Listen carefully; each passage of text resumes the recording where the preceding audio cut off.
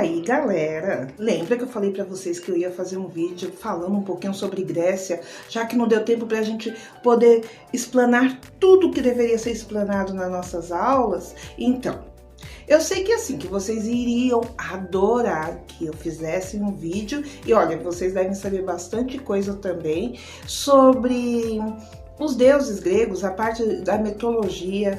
Eu adoraria, mas o nosso tempo é curto. Então, sabe o que eu vou fazer? Eu vou focar em alguns conceitos importantes sobre Grécia, né, do que a gente precisa entender mais rápido, tá? Vamos começar falando das Olimpíadas. Ah, as Olimpíadas.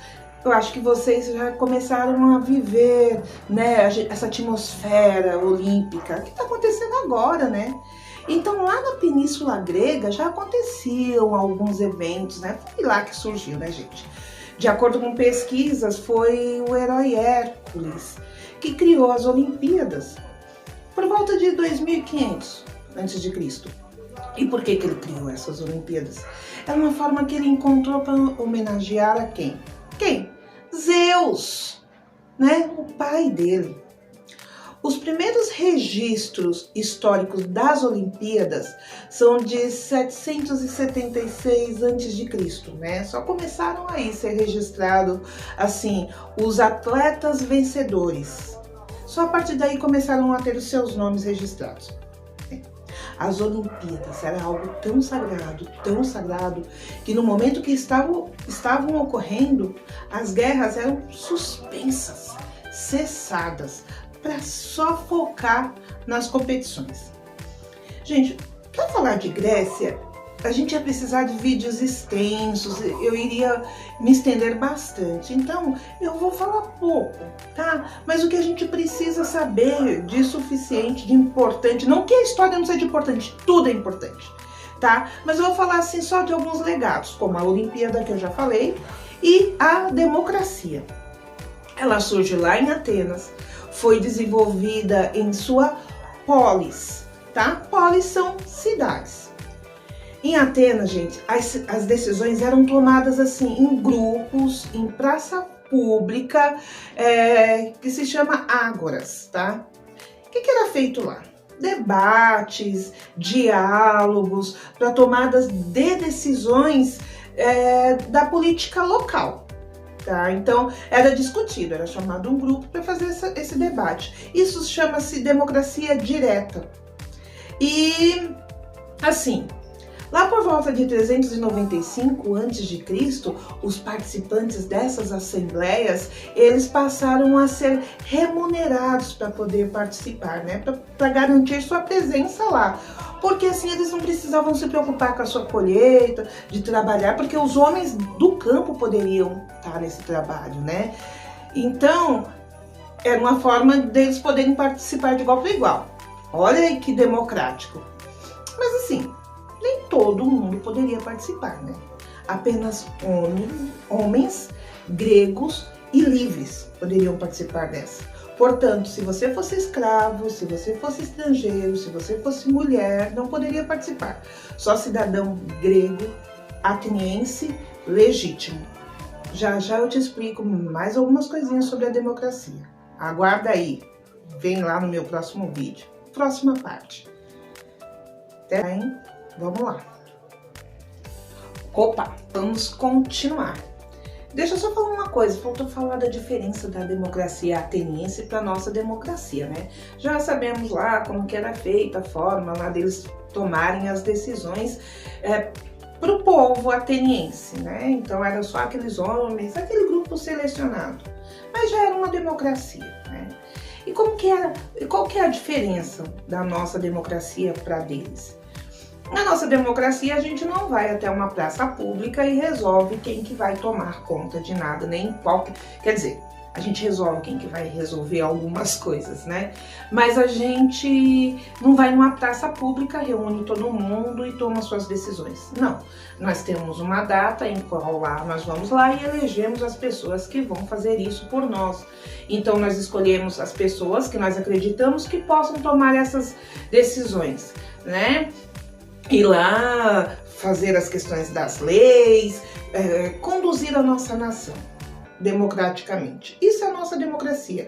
Isso é uma democracia indireta, ou seja, nós escolhemos alguém que vai tomar as decisões para todos, certo?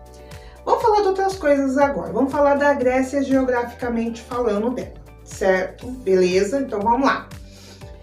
Você acha que a Grécia de hoje é parecida com a Grécia antiga? Acho que não. Vou mostrar um mapa para vocês. Observe esse mapa que está aparecendo aí agora. Ele é lá da Grécia antiga.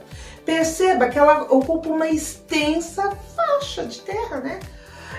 No mapa a gente vê que ela pegava a Europa, a África e chegava até a Ásia. Dá uma olhada nesse mapa. A civilização grega antiga é muito diferente do que nós conhecemos da atual Grécia. Que daqui a pouco vocês vão ver o mapa também.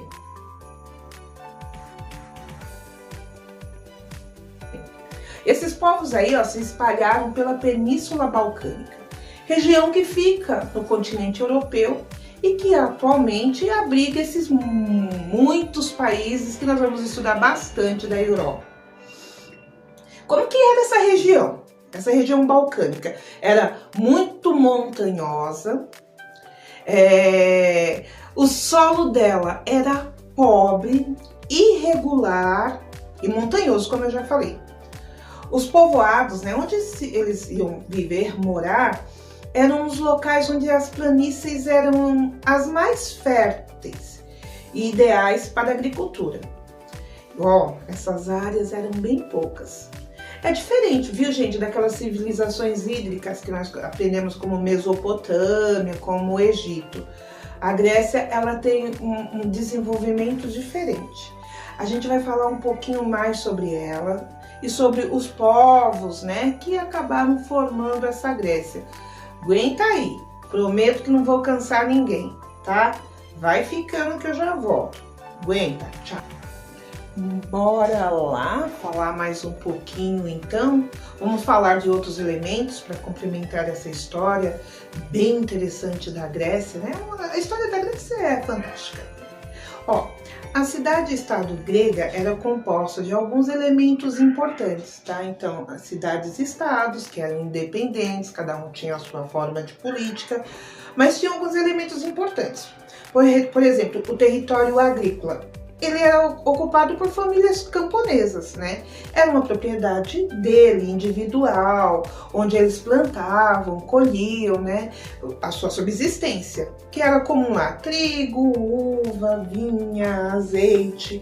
Também tinha um núcleo urbano, que incluía templos, a praça, né, o mercado, a praça lá onde a comunidade se reunia naquelas assembleias, oficina de artesãos, as lojas do pequeno comércio e o porto, por onde se fazia o comércio com o exterior, até porque eles ficaram muito fortes com essa questão marítima, por onde faziam o comércio. Tinha uma acrópole também, que servia como defesa e símbolo de unidade territorial. A Acrópole é o ponto mais alto da cidade. De lá eles observavam o que estava acontecendo. Lembra daqueles solos que eu falei que não eram lá muito férteis? Os menos favorecidos, ou seja, o povo mais pobres, né? Que eles plantavam no seu território, mas muitas vezes eles não tinham tempo para esperar que aquilo frutificasse, que trouxesse o que eles precisavam. Então o que eles faziam? Tomavam empréstimos com os grandes proprietários de terra.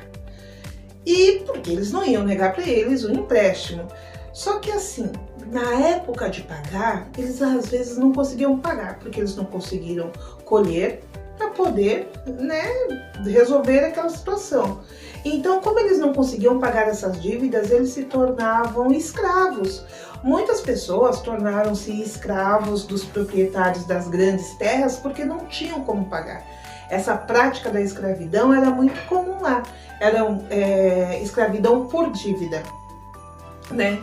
Então, devido à falta de terra, e férteis em determinados lugares, as pessoas começaram a migrar para outros lugares. E aí, onde elas iam, elas fundavam uma colônia grega. Fundavam uma colônia grega. É por isso que a gente vê um mapa tão extenso assim, como a Grécia era grande. E assim, no lugar onde falasse grego, que foi fundado por aqueles povos, era a Grécia. Por isso a Grécia é assim, tão extensa. Essa é uma explicação. Extensa. Essa é uma explicação. Tchau. E como será que essas civilizações aí começaram a surgir, né? Que foram os povos aí que formaram essa Grécia? A civilização cretense foi a que surgiu antes de todas essas outras civilizações. Ela começou a surgir muito antes da gente saber, assim, de Esparta, de Atenas. A ilha de Creta, ela ficava localizada ali no Mar Egeu, que é maravilhoso, olha que lindo. E começou a ser habitada por seres humanos assim muito antes, muito lá atrás ainda, durante o período neolítico. Essa civilização, né, dos cretenses, ela só começou a se desenvolver e tomar forma, né, a partir de 3000 a.C. Nesse período aí, eles utilizavam o bronze na produção dos seus objetos. Lembra que nós falamos sobre o bronze quando a gente estava falando de Neolítico e Paleolítico? Os historiadores acreditam que os cretenses chegaram em Creta por meio de uma migração. E a hipótese assim, mais aceita atualmente afirma que os primeiros humanos que chegaram à ilha vieram de Anatólia, conhecida na antiguidade como Ásia Menor. Hoje, atualmente, é o atual território da Turquia, tá? Então, só para a gente ter uma ideia mais ou menos assim do mapa, imagina onde que fica. Após os aqueus também chegaram à Grécia outros povos, como os eólios, os jônios e os dórios. Cada grupo andou formando aí grandes civilizações. Os jônios, por exemplo, foram os que fundaram Atenas. Jônios, Atenas. Atenas é conhecida como o berço da democracia, né? Ela foi fundada por esses jônios, ela se situava lá na Península Ática. Sua sociedade era basicamente constituída por navegadores, comerciantes, poetas, filósofos, artistas.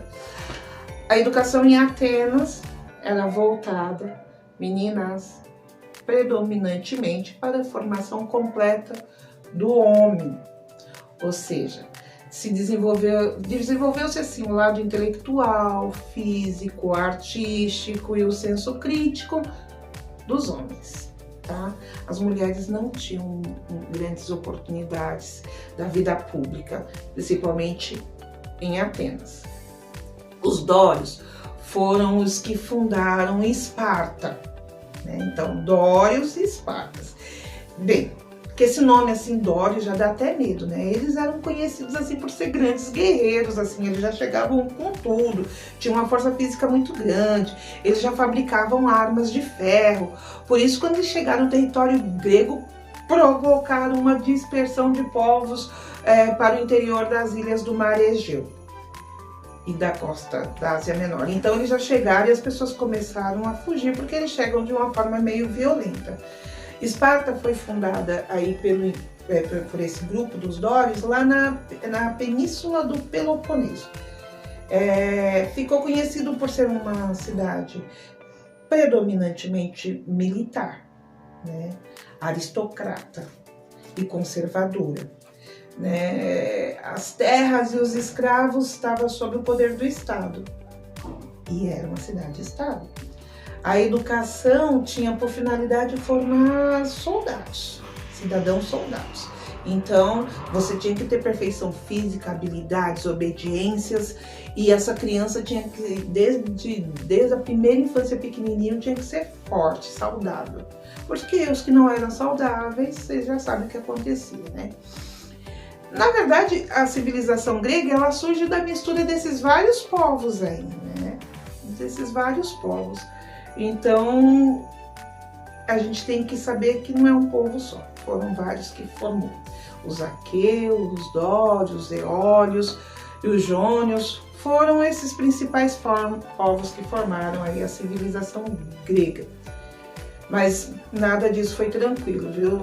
Nesse período aconteciam várias guerras, ocorriam muitas guerras. Então eles chegavam, lutavam, expulsavam, vinha outro, lutava, expulsavam.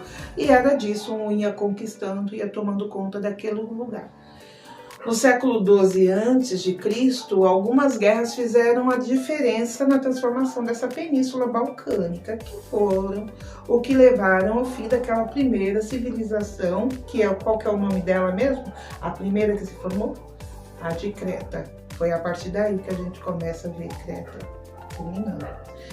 Já já a gente vai terminar essa história. Aguenta só mais um pouquinho, tá bom? Tchauzinho, gente. Tchau. Prometo que está acabando. Lembra que eu falei para vocês que a Península Balcânica era montanhosa e com um solo pobre? Além desse problema, desse solo que não era tão fértil, tinha um outro problema muito sério que prejudicava. Não chovia lá. Então as chuvas eram muito escassas. E por isso impedia um pouco, né, uma agricultura favorável e irrigada, como eram a dos egípcios e algumas outras civilizações que nós estudamos, hídricas, tá? Tem um outro probleminha também. Essas montanhas, elas dificultavam a questão da comunicação por estradas. Então, eles estavam meio em desvantagem. Mas na área de serem grandes produtores de oliveiras, vinhas, trigos e cevada. E prosperaram com esses produtos, viu? Prosperaram, sabe por quê? Devido às atividades marítimas, com destaque ao comércio.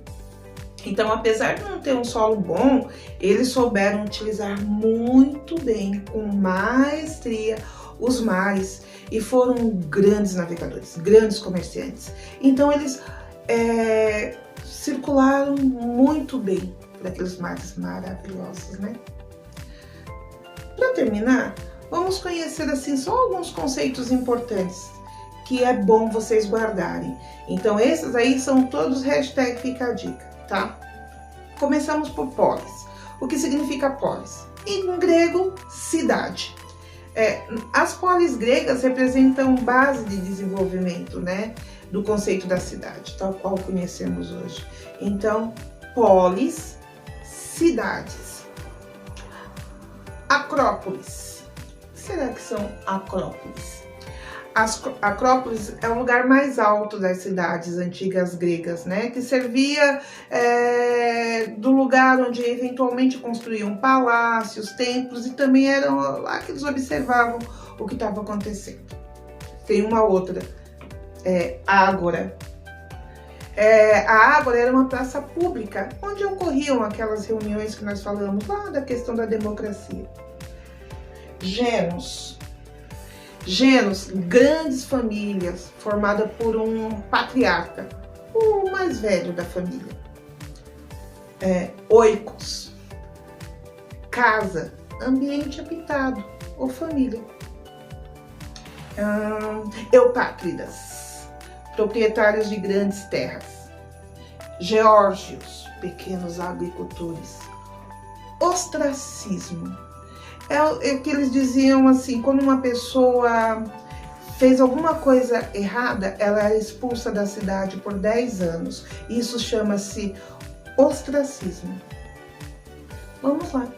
Agora que já falamos bastante de Grécia, eu quero que vocês façam uma pesquisa sobre a influência da Grécia antiga nos dias atuais. Qual a herança cultural da Grécia para todo o Ocidente até os dias de hoje? Eu vou colocar isso no Classroom para vocês, mas já vão pesquisando, tá? Já vai servir como atividade para esse nosso terceiro bimestre que está só começando.